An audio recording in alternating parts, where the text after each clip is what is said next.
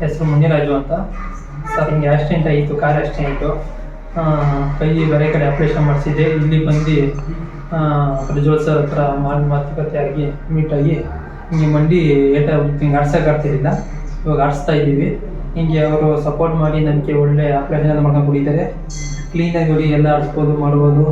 ಆಮೇಲೆ ಹೆಚ್ಚು ಕಮ್ಮಿ ಜೊತೆಗೆ ಮಾಡ್ಕೊಂಡು ಕೊಡ್ತಾರೆ. ಪರವಾಗಿಲ್ಲ, ಆಡ್ಸ್ಬೋದು, ತೋರಿಸ್ಕೊಬೋದು ಸರ್. ನಮಸ್ತೆ ಎಲ್ಲರಿಗೂ. ನನ್ನ ಹೆಸರು ಡಾಕ್ಟರ್ ಪ್ರಜ್ವಲ್ ಅಂತ, ಆರ್ಥೋಪೆಡಿಕ್ ಸರ್ಜನ್.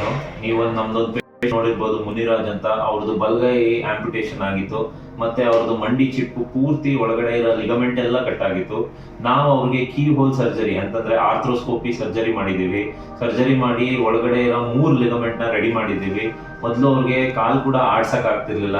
ರೆಡಿ ಆದ್ಮೇಲೆ ಪೂರ್ತಿ ಇವಾಗ ಕಾಲು ಆಡ್ಸೋದ್ರಿಂದ ಹಿಡ್ದು ನಡೆಯೋದ್ರಿಂದ ಹಿಡ್ದು ಪ್ರತಿಯೊಂದನ್ನು ಅವರು ರೆಡಿಯಾಗಿದ್ದಾರೆ. ಇದರಿಂದ ಪ್ರತಿಯೊಬ್ಬ ಪೇಷಂಟ್ಗೂ ಅವ್ರ ಲೈಫಲ್ಲಿ ತುಂಬಾ ಇಂಪ್ರೂವ್ಮೆಂಟ್ ಆಗಿದೆ. ಅವ್ರದ್ದು ಡೇ ಟು ಡೇ ಆಕ್ಟಿವಿಟೀಸ್ ಆಗಲಿ. ಆರ್ಥೋಪೆಡಿಕ್ ವಿಭಾಗ ಅಂತಂದ್ರೆ ಅವರು ಸರ್ಜರಿ ಆದ್ಮೇಲೆ ಬೆಡ್ ರಿಡನ್ ಆಗೋಗ್ತಾರೆ. ಬಟ್ ನಮ್ಮ ಎಲ್ಲಾ ಪೇಷಂಟ್ಸ್ ಕೂಡ ಆಪರೇಷನ್ ಮಾಡಿಸ್ಕೊಂಡು ಎಲ್ಲ ವಾಪಸ್ ಕೆಲ್ಸಕ್ಕೆ ಹೋಗ್ತಾ ಇದ್ದಾರೆ. ಏನೂ ತೊಂದರೆ ಆಗ್ತಿಲ್ಲ. ಸೊ ಇಲ್ಲಿ ಎಲ್ಲಾ ರೀತಿ ಫೆಸಿಲಿಟಿ ಇದೆ. ಜಾಯಿಂಟ್ ರಿಪ್ಲೇಸ್ಮೆಂಟ್ ಇಂದ ಹಿಡಿದು ಮತ್ತೆ ಕೀ ಹೋಲ್ ಸರ್ಜರೀಸ್, ಮತ್ತೆ ಮೂಳೆ ಮುರ್ಕೊಂಡಿರೋರಿಗೆ ರಾಡ್ ಮತ್ತೆ ಪ್ಲೇಟ್ ಹಾಕುವಂಥದ್ದು, ಪ್ರತಿಯೊಂದು ಆ ಸರ್ಜರೀಸ್ ನಾವು ಇಲ್ಲಿ BJSMCH ಮಾಡ್ತಾ ಇದ್ದೀವಿ. ನನ್ನ ಹೆಸರು ನಾಗೇಂದ್ರ. ಬೈಕ್ ಆಕ್ಸಿಡೆಂಟ್ ಆಯಿತು. BJS ಹಾಸ್ಪಿಟ್ಲಿಗೆ ಬಂದಿದ್ವಿ. ಹಾಸ್ಪಿಟ್ಲಿಗೆ ಬಂದು ಫಸ್ಟ್ ಕೇಸ್ ಅದು ಫೇಲ್ ಆಯಿತು.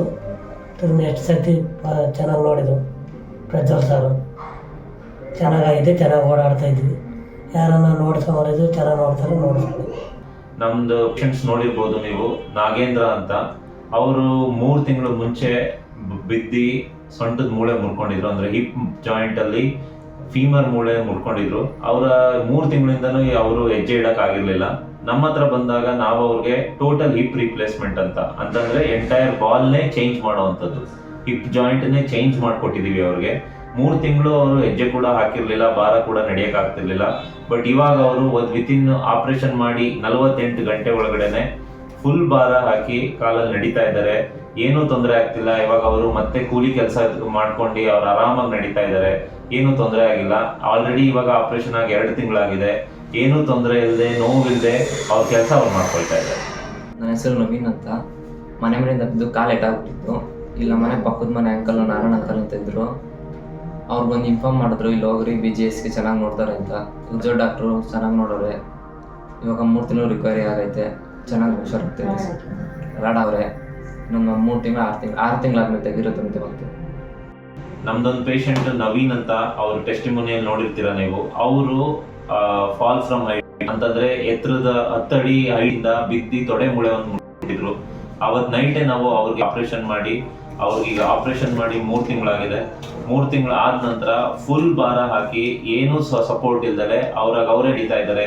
ಎಲ್ಲ ಕೆಲಸ ವಾಪಸ್ ಮಾಡ್ಕೊಳ್ತಾ ಇದ್ದಾರೆ. ಬೈಕ್ ರೈಡಿಂಗ್ ಇಂದ ಹಿಡಿದು ಮನೇಲೆಲ್ಲ ಕೆಲಸ ಆಗೋದ್ರಿಂದ ಹಿಡ್ಕೊಂಡು ಪ್ರತಿಯೊಂದನ್ನು ಅವರೇ ಮಾಡ್ತಾ ಇದ್ದಾರೆ. ಅವ್ರಿಗೆ ಏನು ಡೇ ಟು ಡೇ ಆಕ್ಟಿವಿಟೀಸ್ ಅಲ್ಲಿ ಏನು ತೊಂದರೆ ಆಗ್ತಾ ಇಲ್ಲ. ಹಂಗಾಗಿ ಅವ್ರದ್ದು ಟೆಸ್ಟಿಮೋನಿಯಲ್ ನಮಗೆ ತುಂಬಾ ಚೆನ್ನಾಗಿ ಇಂಪ್ರೂವ್ಮೆಂಟ್ ಆಗಿದೆ. ಅವರು ಕೂಡ ಇಂಪ್ರೂವ್ಮೆಂಟ್ ಆಗಿದ್ದಾರೆ. ನಮ್ಮ BJSMCH ಅಲ್ಲಿ ನಾವು ಎಲ್ಲ ಕ್ರಿಟಿಕಲ್ ಕೇರ್ ಕೇಸಸ್ ನಾವು ಹ್ಯಾಂಡಲ್ ಮಾಡ್ತಾ ಇದ್ದೀವಿ. ಇಲ್ಲಿ ರೀಸನಬಲ್ ರೇಟ್ಸ್ ಇದೆ, ಖರ್ಚು ಜಾಸ್ತಿ ಆಗಲ್ಲ. ಈ ಹಾಸ್ಪಿಟಲ್ ಟ್ರಸ್ಟ್ ಹಾಸ್ಪಿಟಲ್, ಸ್ವಾಮೀಜಿ ಅವರು ನಮಗೆ ಜನರಿಗೆ ಸೇವೆ ಮಾಡಬೇಕು ಅಂತ ಮಾಡಿರೋ ಆಸ್ಪತ್ರೆ ಇದು. ಹಾಗಾಗಿ ನೀವು ಖರ್ಚು ಬಗ್ಗೆ ಯೋಚನೆ ಮಾಡೋ ಅವಶ್ಯಕತೆ ಇರಲ್ಲ. ಅತಿಯಾದ ಕಮ್ಮಿ ರೇಟಲ್ಲಿ ಒಳ್ಳೆ ಟ್ರೀಟ್ಮೆಂಟ್ ಬೇಕು ಅಂತಂದ್ರೆ ನೀವು BJSMCH ನಗರೂರಿಗೆ ಬರಬೇಕು. ಇಲ್ಲಿ ನಮಗೆ ಎಲ್ಲಾ ರೀತಿ ಫೆಸಿಲಿಟೀಸು ಇದೆ. ನೀವು ಏನು ತಲೆಗೆಡಿಸ್ಕೊಳ್ಳೋ ಅವಶ್ಯಕತೆ ಇಲ್ಲ. ಜೈ Shri Gurudev. If you enjoyed this video, don't forget to give it a thumbs up, share it with your friends, and hit that subscribe button for more exciting content.